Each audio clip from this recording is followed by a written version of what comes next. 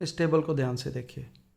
3D series में, 4D series में और 5D सीरीज़ में मेल्टिंग और बॉइलिंग पॉइंट दिखाए गए हैं सभी एलिमेंट्स के। आप देखेंगे कि जैसे जैसे हम इस तरफ को बढ़ रहे हैं, यहाँ बढ़ रहे हैं, तो आप देखेंगे मिडल ऑफ द सीरीज़ में आकर के मेल्टिंग और बॉइलिंग पॉइंट बहुत अधिक हैं, जबकि यहाँ से आगे बढ़ने लगते हैं और लास्ट में आकर के देखेंगे जो लास्ट है एलिमेंट उसका मेल्टिंग पॉइंट 907 ही है, सबसे कम है।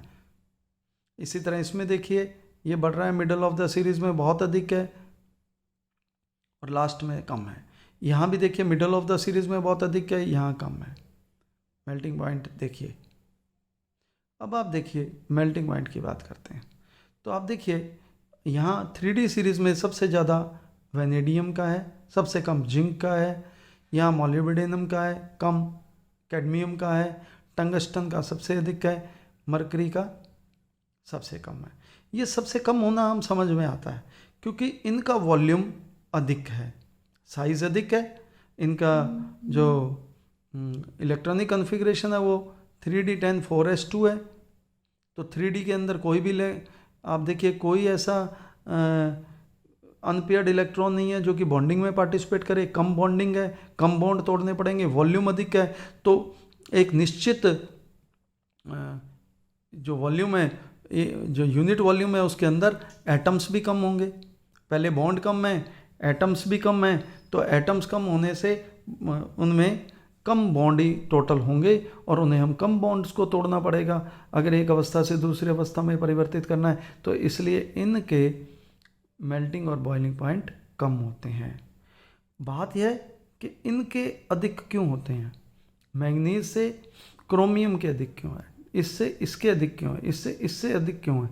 तो ये हम जानते हैं कि इस ग्रुप के अंदर, 6th ग्रुप के अंदर डेंसिटी सबसे अधिक है। क्रोमियम की डेंसिटी के बारे में मैंने आपको पहले ही बताया था जब हम अभी बात कर रहे थे। क्रोमियम की डेंसिटी सबसे अधिक होती है, तो इस लाइन में सबसे अधिक डेंसिटी है। इससे इसकी क्यों है, इनकी क्रिस्टल लैटिस की स्ट्रक्चर के कारण। तो आप देखेंगे कि इसी तरह से जब हम नीचे की ओर बढ़ रहे हैं तो इनके मेल्टिंग और बॉइलिंग पॉइंट बढ़ रहे हैं। और ऐसा क्यों है, कारण है कि इनका जो कॉन्फ़िगरेशन भी देख सकते हैं। क्रोमियम से वेनेडियम